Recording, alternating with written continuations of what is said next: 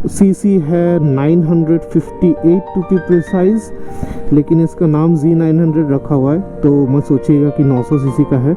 Nearly 123 horse power. और एक है स्पोर्ट मोड, ये डेडली है, तो इसमें फुल पावर आ जाता है, ट्रैक्शन ऑफ हो जाता है। ये ट्रैक के लिए सही है। Okay bye man.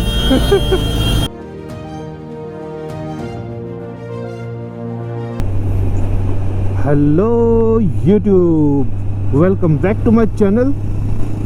काफ़ी दिन हो गए मैं वीडियो नहीं डाल पाया। आज हम करने जा रहे हैं Z900 का रिव्यू। तो अब मेरा ownership of this bike is about 5 to 6 months। तो मैं आपको बताता हूँ कि मुझे कैसी लगी ये bike, what are the pros, what are the cons. तो इसी के साथ वीडियो शुरू करते हैं अबाउट द रिव्यू।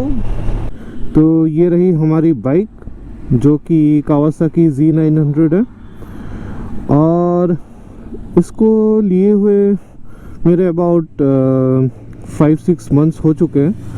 तो ये बाइक मैंने आसाम में ली थी, इट्स नॉट फ्रॉम बेंगलोर।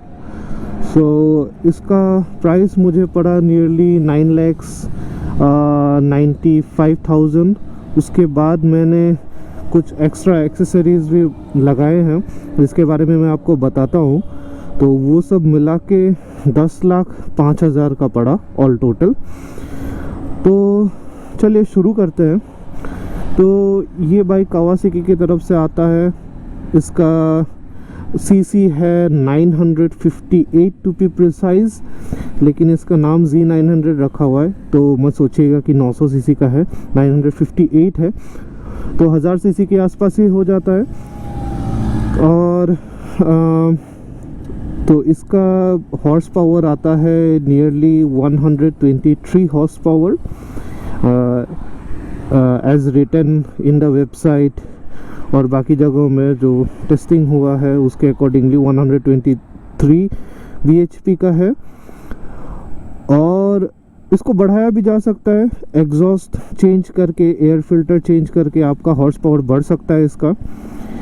तो इसमें सस्पेंशन मोनोशॉक है पीछे, आगे है एडजस्टेबल, बट ये प्रीलोड एडजस्टमेंट हो सकता है इसका।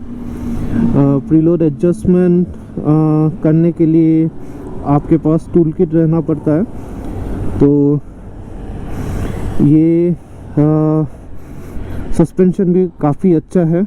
बाइक थोड़ा हार्ड सस्पेंशन के तरफ है, तो आपको लॉन्ग राइड्स में काफ़ी इजी पड़ेगा। ये ऑफ रोडिंग के लिए एग्जैक्टली है नहीं, लेकिन लोग करते हैं। और इधर टायर्स आ जाते हैं डनलोप्स के। तो डनलोप का टायर है। मैं टायर उतना पसंद नहीं करता हूँ, लेकिन फिर भी पिरेली के टायर्स अगर होते तो बहुत अच्छे होते, लेकिन डनलोप के हैं। I think that's more than enough. और एग्जॉस्ट, तो एग्जॉस्ट का बात करते हैं। देखिए exhaust I would say stock में उतना साउंड सुनाई नहीं देता है। तो ये है, इवन दो सुनाई नहीं देता है, लेकिन जो चलाता है उसके लिए बहुत सूदिंग है। The person who is riding, for him the sound is more than enough.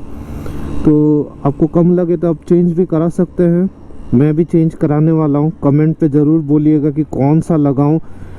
Till now I am thinking arrow, लेकिन मैं लगाने वाला हूँ ओनली द कैन। मैं डी कैट वी कैट नहीं करने वाला, फुल सिस्टम भी चेंज नहीं करने वाला। फुल सिस्टम जनरली चेंज कर सकते हैं, लेकिन सही बताऊं तो बहुत कॉस्टली पड़ जाता है, 1 लाख तो पड़ ही जाएगा। और एक्सेसरीज़ का बात करें तो इधर लगा हुआ है RNG के फ्रेम स्लाइडर्स, जो कि बहुत इम्पोर्टेंट है। बाइक कभी भी गिर सकती है, तो एटलीस्ट आपके बाइक को खरोच नहीं आएगा। पीछे ये टेल टाइड ही मैंने चेंज कराया है, जैसे कि आपने दूसरे वीडियो में देखा होगा। तो ये स्टॉक टेल मुझे उतना पसंद नहीं है क्योंकि ये टायर्स को छुपाता है। वैसे एक प्रॉब्लम होता है कि आप टेल टाइडल लगाओगे तो हाँ, बारिश के दिन में रेडी रहिए छींटे खाने के लिए। और इसके मिरर्स ठीक है, काफ़ी हेल्पफुल है, वर्केबल है, बिल्कुल भी वाइब्रेट नहीं करती है। आप इसको चेंज भी करा सकते हो, लेकिन आई वुड सजेस्ट जैसा है वैसा ही रहने दीजिए। और मैंने फोर्क प्रोटेक्टर्स भी लगा के रखे हैं जो कि RNG के हैं। ये भी काफ़ी इम्पोर्टेंट चीज़ है, एक बार फोर्क टूटा तो आप बर्बाद। और 320 mm के डिस्क आते हैं आई गेस। इसमें ABS है by default, it's non switchable.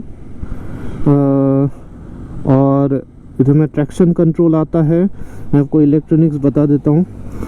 ये है ट्रैक्शन कंट्रोल। ये देखिए, मैं रोड इसमें अलग अलग टाइप के ट्रैक्शन कंट्रोल्स आते हैं 1, 2, 3 लेवल पे। और जनरली इसके पावर मोड्स भी है। तो करेंटली मैं रोड मोड में चला रहा हूँ जो कि मीडियम वाला मोड है, और लोएस्ट वाला होगा आपका रेन मोड। तो रेन मोड में क्या होता है कि रेन मोड में आपका बाइक का पावर पूरा कट हो जाता है, नियरली 600 cc का बाइक बन जाता है, आप कह सकते हो। तो हाफ कट कर देता है, तो 70 bhp के आसपास ही डिलीवर करता है। और तो रेन मोड में क्या है कि सब ट्रैक्शंस ऑन हो जाते हैं, मस्त, बहुत सही रहता है। सिटी राइड के लिए भी रेन मोड ही ठीक है, मोड एंड एनफ है। रोड मोड में ट्रैक्शन कंट्रोल लेवल 2 सेट हो जाता है आई गेस, जो कि सही है। आप हाईवे में, रोड में ही चला सकते हैं। और एक है स्पोर्ट मोड, ये डेडली है। तो इसमें फुल पावर आ जाता है, ट्रैक्शन ऑफ हो जाता है, ये ट्रैक के लिए सही है। तो और एक मोड है इसमें जो कि है राइडर मोड। तो इसमें आपको पावर लेवल चेंज कर सकते हैं। ये लो पावर में है KTRC जो कि कावासाकी ट्रैक्शन कंट्रोल है, ये 3 में है, ये आप चेंज भी कर सकते हो। ओके, तो मैं जनरली राइडर मोड में नहीं चलाता, मैं रेन और रोड में ही चलाता हूँ। When I am on highways, road is more than enough, it can easily go up to 200। Okay, और इधर में एडजस्टेबल लिवर्स दिए गए हैं, जैसे कि आप देख सकते हैं। ये मैं चेंज कर सकता हूँ according to my hand size. Brakes भी एडजस्टेबल है। तो मैं अब आपको बताता हूँ प्रोज क्या है एंड कॉन्स क्या है। देखिए, प्रोज ये है, एक इनलाइन 4 मशीन आपको 10 लाख में नहीं मिलती है, किसी भी कंपनी का ले लें। It's only from Kawasaki. ये एक बड़ा रीज़न है कि ये बहुत बिकता है। इसका साउंड नेक्स्ट लेवल है, और सर्विसिंग भी सही है compare to other super bikes. इसका मेंटेनेंस कॉस्ट ठीक ठाक है। आपको फर्स्ट सर्विसिंग में मुझे पड़ा था अबाउट 8,900 के आसपास, सो 9,000 ही पकड़ लीजिए, तो 9-10 हज़ार पकड़ के चलो आप। सेकेंड सर्विसिंग अभी कराना बाकी है, जो कि वही 9-10 हज़ार पड़ता है। तो मैं बोल सकता हूँ कि ईच 6 मंथ्स में आपको 10 हज़ार पड़ेगा, ईयरली 20 हज़ार। और बाकी तो आप चेन, लुब्रिकेंट ये सब लगा सकते हो, वो सब इतना कॉस्टली चीज़ें है नहीं। और आप याद रखिए, आपको ये मेंटेन अच्छे से करना होगा।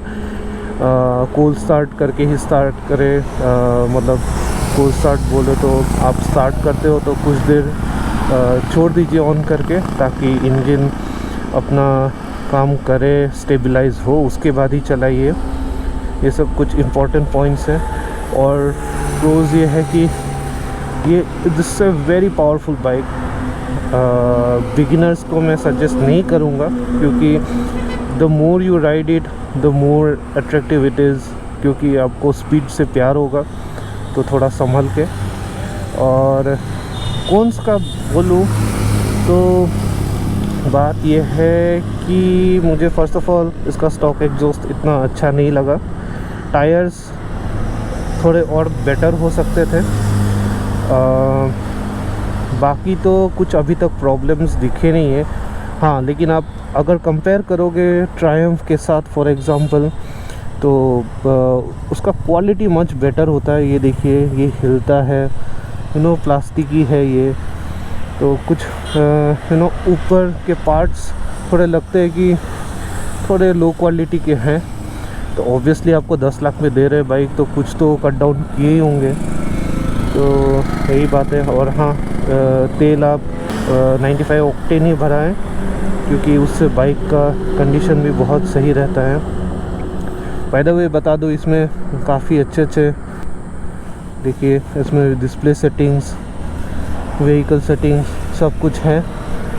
ठीक है, शिफ्ट लैम्प, इंजन स्पीड, तो मुझे तो काफ़ी सही लगा। तो यही है स्मॉल बाइक का रिव्यू। जैसे जैसे दूसरे वीडियोस बनाते जाऊंगा मैं आपको और भी बताते जाऊंगा। हाँ, इसका और एक चीज़ है, ये स्टैंड, जैसे कि ये स्टैंड दिख रहा है आपको, तो स्टैंड उतना ठीक नहीं है। आई थिंक स्टैंड और भी स्ट्रॉन्ग किया जा सकता था, क्योंकि ट्रांसपोर्टेशन में थोड़ा सा ही धक्के में ये थोड़ा टेढ़ा हो गया। मेरे को फिर से सीधा करना पड़ा कावासाकी जाकर वेल्डिंग करके। तो ये सब पॉइंट्स है। रिव्यू को थोड़ा कंटिन्यू करते हैं। तो बात करते हैं ऑयल कंजम्पशन पे।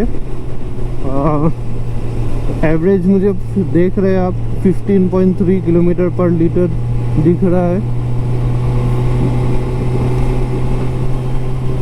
इतना ही देती है अगर आप मतलब सिटीज़ में भी चलाते हो और कभी कभार राइड करते हो। हीटिंग प्रॉब्लम का ऐसा है कि मैं दूसरे बाइक्स पे ट्राई नहीं किया हूँ, लेकिन सुना हूँ कि इसका हीट मैनेजमेंट अच्छा है। लेकिन हीट मैनेजमेंट बोले तो आप अगर चला रहे हो हाईवेज़ पे तो ऑब्वियसली हीट नहीं होती है बाइक, लेकिन ट्रैफिक में ज़रूर हीट होती है। तो कभी कभार मैं ये ऑफिस भी लेकर जाता हूँ, तो अगर ट्रैफिक हुआ तो पैर जल जाता है, काफ़ी गर्म होता है। आप